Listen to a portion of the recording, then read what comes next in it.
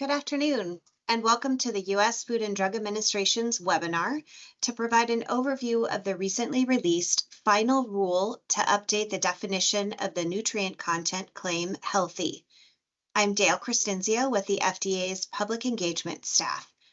In a moment, I will turn the call over to Captain Blakely Fitzpatrick, Director of the Division of Nutrition Labeling Science and Claims in the Office of Nutrition and Food Labeling in the FDA's Human Foods Program, to provide opening remarks. Then you will hear from Dr. Sarah Gebauer and Mr. Vincent De Jesus, who are both nutritionists in the Division of Nutrition Labeling, Science and Claims in the Office of Nutrition and Food Labeling. Dr. Gebauer and Mr. De Jesus will provide an overview of the final rule. After the presentation, we will move to the question and answer portion of the call, where Captain Fitzpatrick, Dr. Gebauer, and Mr. Jesus will participate in a question and answer segment. Please note that this webinar was pre-recorded earlier this week. With that, I will now turn the call over to Captain Fitzpatrick for her remarks. Thank you, Dale. On December 27, 2025, the U.S. Food and Drug Administration issued a final rule that updated the healthy implied nutrient content claim. The final rule aligns the definition of the healthy claim with current nutrition science and dietary recommendations. The healthy claim can empower consumers by providing a quick signal on food package labels to help consumers identify foods that are foundational to a healthy dietary pattern. Updating the criteria for the healthy claim is part of FDA's broader commitment to make food a vehicle for health and wellness and to reduce diet-related chronic diseases. Today, we're going to walk you through key changes that we made to the criteria for the use of the claim. Close to 200 questions were submitted by registrants of this webinar. We've grouped the questions by general themes and will be providing answers to address as many of the questions as possible, both during the presentation and during the question and answer session. Unfortunately, we're not able to address questions about specific products during this webinar. If your question is not addressed today, more information about submitting questions to our Food and Cosmetic Information Center can be found on the FDA Human Foods Program website. During the presentation, we'll provide background information about the healthy implied nutrient content claim and the proposed rule. We'll discuss the comments we received of the proposed rule and the marketplace review that we conducted. We'll provide an overview of the final rule and information about resources and next steps. And now I'll turn it over to Mr. Vincent De Jesus. Thank you, Blakely. The Healthy Nutrient Content Claim is a voluntary claim. It was first established in 1994 with the goal of providing information to consumers to indicate that a food's nutrient content is useful in building a diet consistent with dietary guidelines. Manufacturers may choose to use the healthy claim on their products if the products meet certain nutrient criteria. Under the original criteria, products could not exceed certain amounts of total fat, saturated fat, sodium, and dietary cholesterol. And products had to contain at least 10% of the daily value for a beneficial nutrient, either vitamins A or C, calcium, iron, protein, or fiber. However, nutrition science and dietary recommendations have evolved since the early 1990s, and the original criteria were no longer consistent with the current nutrition science or federal dietary recommendations, and also not consistent with updated nutrition facts label. Under the original criteria, the healthy claim could appear on products, as you see on this slide, like sugary cereals and yogurts, as well as white bread that doesn't contain any whole grains. We published the proposed rule for updating the healthy claim a few years ago in 2022, and we received more than 400 public comments to the proposed rule, many with detailed feedback.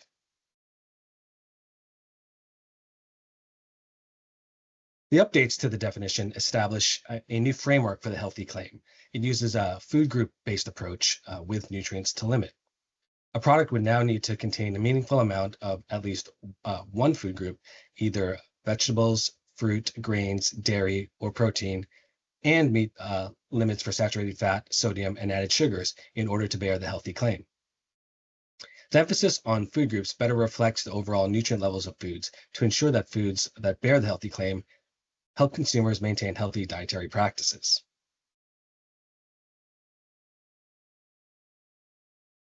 Some overarching feedback in the comments to the proposed rule included general support for updating the claim and the proposed approach. However, a number of comments suggested that the criteria in the proposed rule were complicated and too restrictive. So a review of the marketplace was conducted in support of our consideration of the comments and helped determine what foods would meet the criteria that we proposed and alternate criteria for minimum food group equivalents and nutrients to limit. And based on the comments received and the marketplace review, changes were made for the final rule to streamline requirements and allow some flexibility while still aligning with the dietary guidelines for Americans. The following slides will go over the final rule and the changes that were made. Issues include healthy versus unhealthy products, single ingredient foods exemptions, products with small racks, the criteria for the food group equivalents and nutrients to limit, issues with water, tea, and coffee, and compliance and record keeping. So first, as healthy versus unhealthy foods. In the final rule, we addressed this concern that was raised in the comments. We wanted to be clear that if a product does not qualify for the healthy claim, meaning it does not meet the specific criteria, the food is not necessarily unhealthy. The updated claim is intended to help identify foods that can be a foundation of a healthy dietary pattern recommended by the dietary guidelines for Americans. And other foods may still have positive nutritional attributes, which can be conveyed in other ways. For example, the nutrient content claims, health claims, or structure function claims. They just would not qualify for use of the healthy claim.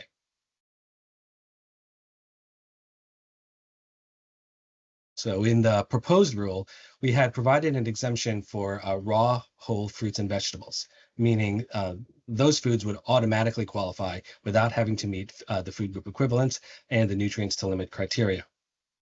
The final rule expanded this exemption to single ingredient foods encouraged by the dietary guidelines across all of the food groups with no additional ingredients other than water. These foods now automatically qualify without having to meet the food group equivalents and nutrients to limit criteria. And examples would include, whole or sliced fruits, unsalted nuts, brown rice, frozen mixed vegetables. Now, this expansion of the exemption simplifies compliance for industry, as record keeping would not be required to ensure the necessary food group equivalent amounts in these foods. Another issue we addressed in the final rule was related to foods with small rack sizes. As you may be familiar with, a reference amount customarily consumed, or racks, are the basis for establishing serving size of foods. Comments noted that some foods with small racks could not meet the minimum food group equivalent amounts because of their small size, even if these foods contributed to healthy dietary patterns. To address this, we discussed in the final rule that for foods with racks less than 50 grams or 3 tablespoons, the food group equivalent and nutrients to limit criteria are to be calculated on a 50-gram basis rather than their actual rack size. Now, I'll be turning things over to Sarah to continue the discussion. Thanks, Vincent. We're going to dive into the updated criteria a little more. And this table summarizes the criteria for individual foods. Individual foods are products that are predominantly made up of one ingredient. And this table includes the food group equivalent, or FGE criteria, which is the minimum food group amount required. And it also has the criteria for the nutrients to limit, saturated fat, sodium, and added sugars. And you can see the values from both the proposed rule and the final rule for each requirement. Changes that were made from the proposed rule to the final rule are shown in yellow. And we're not going to go over all of these values, but we will highlight the changes that were made in the final rule. Similar to the proposed rule framework, there are FGE and nutrient to limit criteria for each food group and subgroup. And in the first column, we have the food groups and subgroups. And then in the next two columns, we have the FGE requirements from the proposed rule and from the final rule, followed by columns with the criteria for the nutrients to limit. So looking at the changes highlighted in yellow, in the first column, you can see we made one change, and that was to move soy products to the subgroup that includes nuts and seeds. And this was to be consistent with the protein food subgroups from the Dietary Guidelines for Americans, which groups protein food subgroups based on similar nutrient profiles. So this change is in alignment with that grouping and is based on the similar nutrient profiles of these foods. Looking at the FGE requirements, we made one change, and that was to lower the FGE requirement for dairy from 3/4 cup equivalent to 2/3 cup equivalent, based on comments that we received to the final rule that certain products like yogurts were unable to meet the proposed FGE amount. So lowering the FGE requirement to 2/3 cup of equivalent will allow more dairy products, such as yogurts, to be able to qualify. Moving to the nutrients to limit, looking down the saturated fat column, you can see we made one change, and that was to exclude the amount of inherent or naturally occurring saturated fat in seafood from the saturated fat limit. And we also lowered the overall saturated fat limit for seafood to 5% of the daily value, or DV, similar to the approach for nuts, seeds, and soy products. Seafood and nut seeds and soy products have similar fat profiles in that they are predominantly beneficial unsaturated fats, but also contain some amounts of naturally occurring saturated fat. So this change will allow more flexibility for different types of seafood to qualify, including fish that contain the beneficial omega-3 fatty acids, EPA and DHA, and are specifically encouraged by federal dietary guidance, for example, salmon. Looking at sodium, we made a change for oil-based dressings and spreads, and this is related to the small rack criteria that Vincent just covered.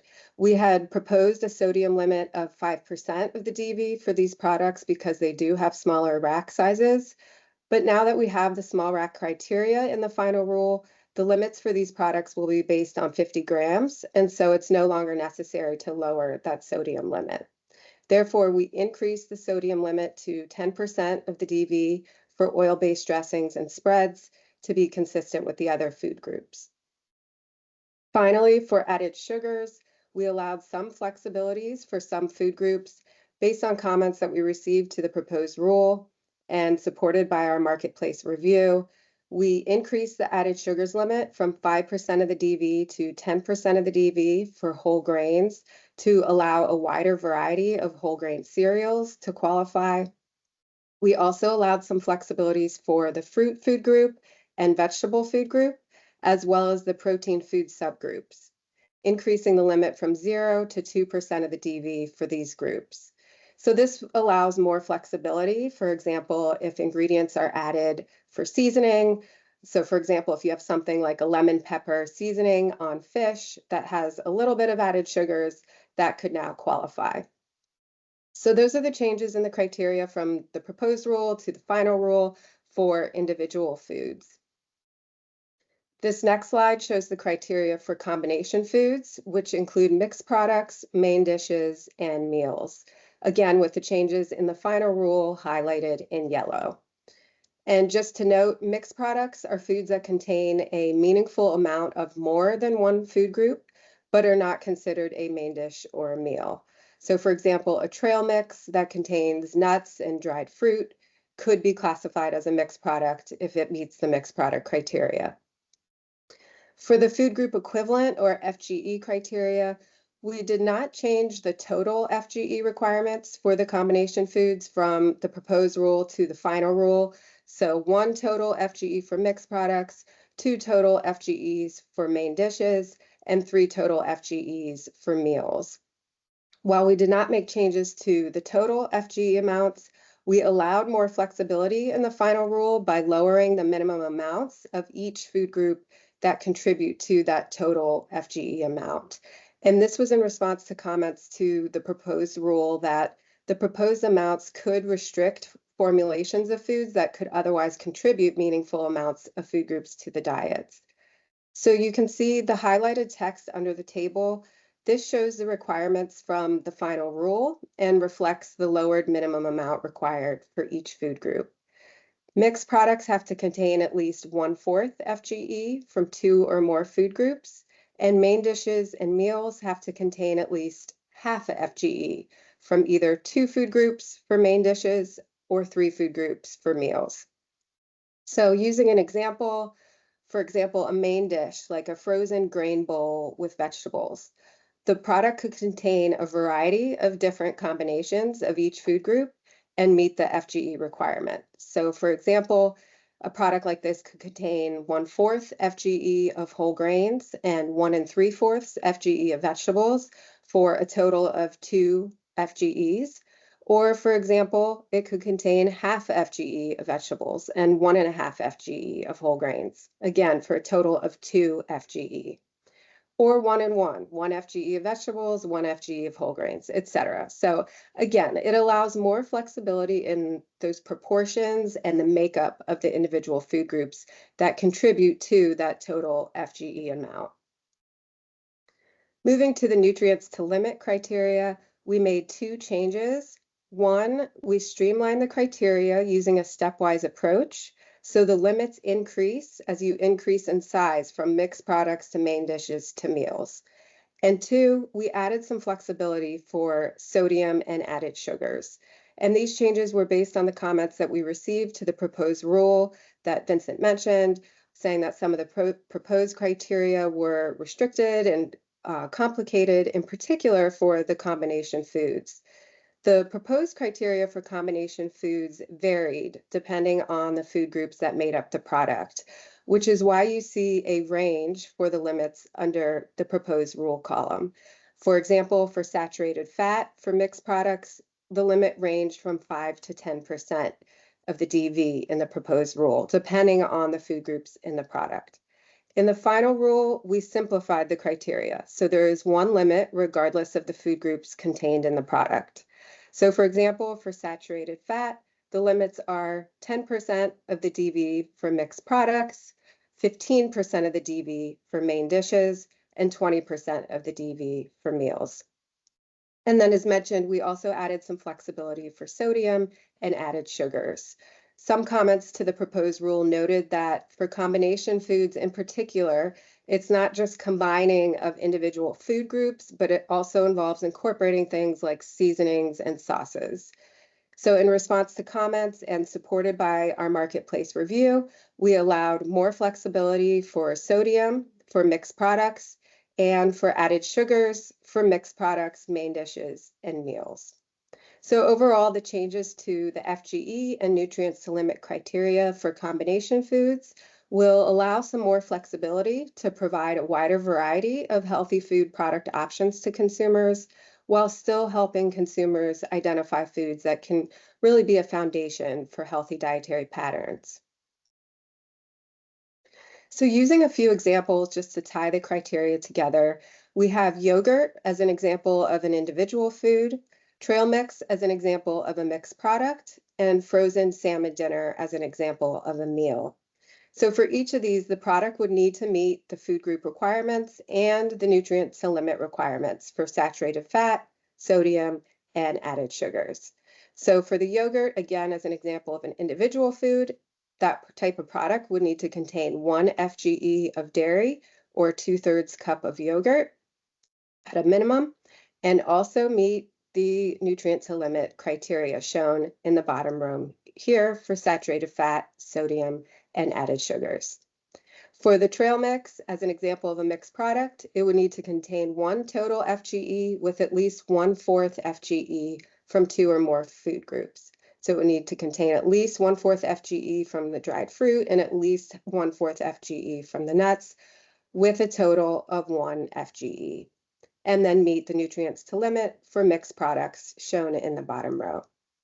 Finally, for frozen salmon dinner, as an example of a meal, it would need to meet the FGE requirements for a meal, which is 3 total FGE, with at least half an FGE coming from 3 or more food groups. So for example, 1 ounce of salmon, a half a cup of green beans, and 3/4 ounce of brown rice, as well as meet the nutrients to limit for a meal. Just want to mention some other products that can automatically qualify to bear the claim without having to meet FGE or nutrients to limit criteria. Those include water, including carbonated water with less than 5 calories per serving, and tea and coffee with less than 5 calories per serving, as long as these products do not contain added caffeine. So they cannot contain caffeine as an added ingredient. And here are just some examples of foods that could qualify under the updated criteria. We have foods like fruits and vegetables that will continue to qualify. This includes different forms of fruits and vegetables, such as frozen, chopped, and dried. And then examples like eggs, salmon, and water, which could not use the claim under the original criteria, but will be able to under the updated criteria. So if you think back to the examples that Vincent showed at the beginning of the presentation of products that could qualify under the original criteria, like sugary cereals and white bread without whole grains, you can see the difference with the examples shown here of the type of foods that will now be able to qualify under the updated criteria. And now I will turn it back over to Vincent to wrap things up with compliance and resources and next steps. Thanks, Sarah. The final rule provides 3 years to comply with the requirements, which would be February 25th, 2028.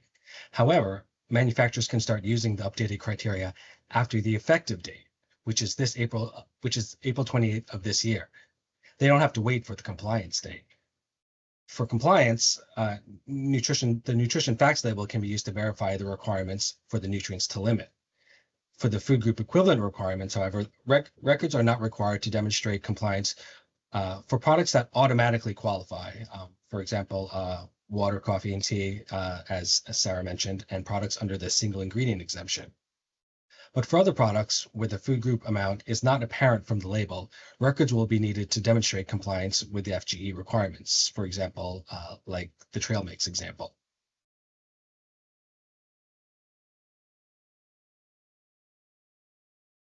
This slide will be talking about resources and next steps. So first is our consumer education. As with other major labeling updates, we have already developed various consumer education materials to help educate people about the changes. Examples of these include infographics and fact sheets, as shown on the left here on the slide, and social media. And now that we've issued the final rule to update the criteria for the claim, we are going to be turning our efforts to developing a healthy symbol. This would be a visual way manufacturers could demonstrate that their products meet the healthy criteria. We've already conducted 2 rounds of focus groups and an experimental study on a potential healthy symbol to help us understand what would really be helpful to consumers, and some symbols that were tested are shown here in the middle of this slide. Symbols can be particularly helpful for people who are less familiar with nutrition information, or if English is their second language. It can act as a quick signal to let consumers know that a product qualifies for the claim. We see the healthy claim and the symbol as a great opportunity for helping consumers, and use of the claim could also result in reformulation by industry. We'll also be working with manufacturers to support implementation of the claim. We see opportunities to use the healthy claim beyond the label and creative ways to leverage the healthy claim. For example, when we published the rule, we also announced that through HHS, we are in a partnership with Instacart to make it easier for consumers to find foods that meet the updated healthy claim. This will include developing a filter consumers can use to find healthy products when shopping online, as well as a virtual storefront. We are eager to work with all interested groups to support use of the healthy claim so that it's as impactful and helpful as possible to consumers. So thank you, and now I'll turn this back to our moderator, Dale Cristinzio. Thank you. Captain Fitzpatrick, Dr. Gebauer, and Mr. De Jesus will now answer several of the questions received during the webinar registration process.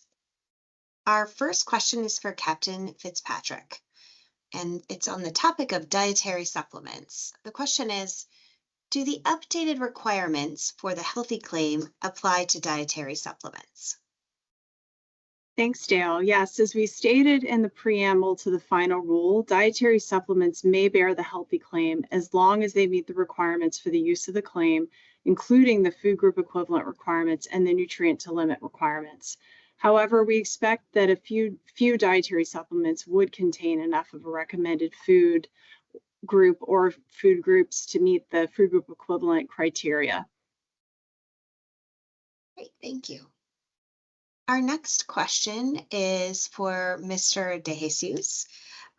Do the requirements for the healthy nutrient content claim affect the use of other types of claims that may include the term healthy? Not all claims or statements that use the term healthy are subject to requirements of the healthy nutrient content claim. However, use of the term healthy may place the term into a nutritional context, and in that case would make healthy an implied nutrient content claim. While different nutrition labeling claims have different purposes and criteria for their use, a term or statement may be considered to be more than one type of claim. For example, a structure function claim and a nutrient content claim, depending on the context of the use of the term and or term or statement in light of the label and labeling as a whole. Great, thank you. Our next question is also for Mr. DeJesus on the topic of restaurant foods. Do restaurant foods need to follow the requirements in the regulation for the nutrient content claim healthy if restaurants use the claim? Yes, restaurant foods would be required to follow the requirements for use of the healthy claim.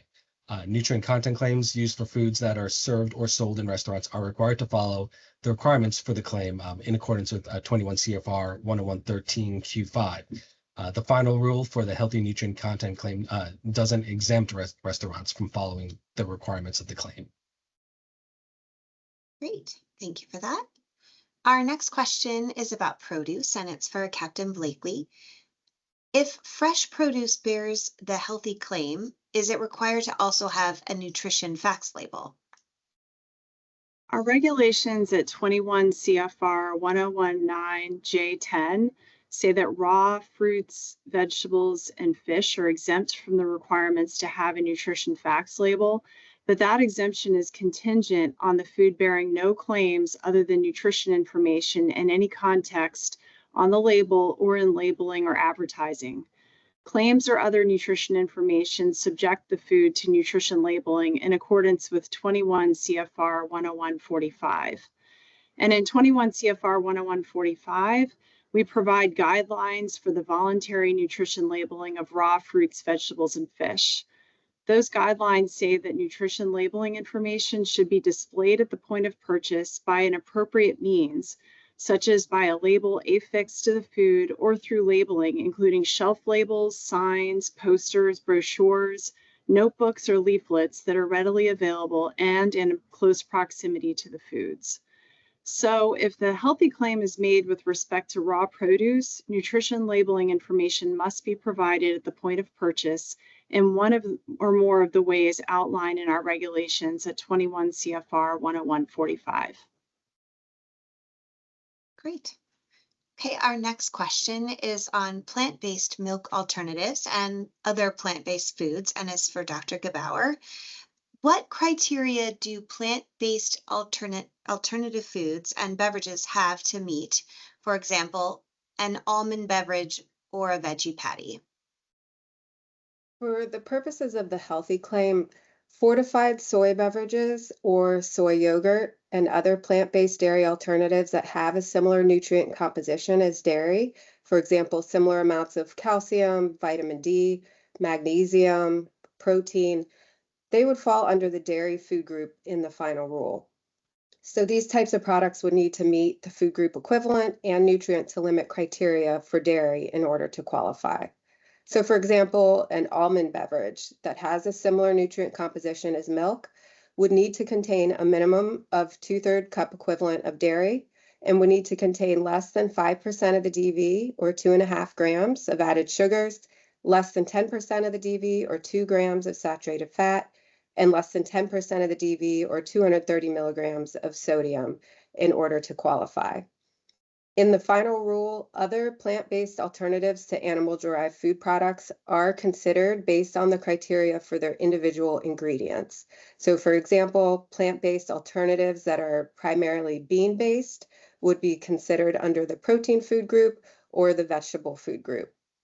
And depending on the formulation, a plant-based alternative product could also be considered as a combination food. So for example, a plant-based patty that's made of beans and whole grain ingredients that meets the healthy criteria for a mixed product would fall under the mixed product category. Great. And this next question is again for Dr. Gebauer. We've received several questions asking whether different types of beverages can qualify to bear the healthy claim. We'll break those down into two groups of questions. The first one is, can you elaborate on the criteria for different types of beverages, including beverages with added ingredients like vitamins or probiotics? Sure. As discussed in the presentation, the updated framework for the healthy claim includes a food group approach with nutrients to limit. So most products need to contain a minimum amount of at least one food group and meet limits for saturated fat, sodium, and added sugars, as we've mentioned. We just covered the criteria for dairy and plant-based dairy alternative beverages in the previous question. We also discussed in the presentation that there are certain products that can automatically qualify to bear the claim without having to meet the food group equivalent and the nutrients to limit criteria. One example, which Vincent talked about, is the single ingredient exemption for foods and beverages that are encouraged by the dietary guidelines that do not contain any added ingredients except water, which we refer to as the single ingredient exemption. So 100% fruit juice, for example, that does not have any added ingredients except water would automatically qualify. And this would also apply to 100% juice that has been diluted with water. So for example, juice products that are 50% juice, 50% water without other added ingredients. Other beverage products that automatically qualify, as we've mentioned, are water, including carbonated or non-carbonated water, coffee, and tea, with less than 5 calories per rack and per labeled serving. And this includes those that contain non-caloric ingredients, such as flavors, no or low calorie sweeteners, vitamins, and minerals. And just to note again that any beverages, including coffee and tea, that have added caffeine as an ingredient are not able to bear the healthy claim. Great. And the second set of beverage questions relates to coffee and tea. Can herbal teas bear the healthy claim? And finally, if a coffee label has a healthy claim, does this invoke the need for a nutrition facts label? In the final rule, we specified that tea, for the purposes of this rule, is derived from the plant Camellia sinensis. We discussed in the final rule that the automatic qualification for tea would not extend to herbal infusions because we have insufficient information about this really broad category, which includes products that are derived from a broad range of plants and plant parts. And for the last question, whether a coffee product that has the healthy claim needs to display a nutrition facts label, we discussed in the final rule that we generally intend to use enforcement discretion related to this issue. Products like coffee, tea, and bottled water typically do not display a nutrition facts label, and if these products qualify for healthy and choose to use the claim, we would generally not take enforcement action if they do not display a nutrition facts label. Okay, great. And we have another question for Dr. Gebauer on nuts, fats, and oils. We received several questions about how unsaturated fat is factored into the updated criteria and whether foods that are sources of unsaturated fats, but also contain some saturated fat, can qualify for the updated claim. For instance, seafood, oils, and nuts and nut butters. Can you clarify how unsaturated fats were considered while updating the criteria, and comment specifically about the criteria for nuts, seafood, and oils? Sure. So I'll start with a little background on how we considered unsaturated fat generally while updating the healthy claim, and then I'll discuss the specific criteria for nuts and seafood and for oils. So when we were updating the healthy claim, Our goal was to align the criteria with current nutrition science and federal dietary guidance, as we've mentioned. And the updated claim is intended to help consumers identify foods that are the foundation of a healthy dietary pattern, which includes foods that are rich and beneficial unsaturated fats. For example, seafood, nuts and seeds, and certain oils are important components of a healthy dietary pattern. And these foods have fat profiles that are predominantly unsaturated fat, but that also contain some saturated fat. For the seafood group and the nuts, seeds, and soy products group, the saturated fat limit is less than or equal to 5% of the DV, with the exclusion of inherent saturated fat contained in these foods. In other words, the amount of saturated fat that occurs naturally in seafood and in nuts, seeds, and soy products does not count towards that 5% DV saturated fat limit. So, for example, for a peanut butter product that contains peanuts, added oils, and salt, the saturated fat from the peanuts would not count towards that 5% DV saturated fat limit, but the saturated fat from the added oil would count towards that limit.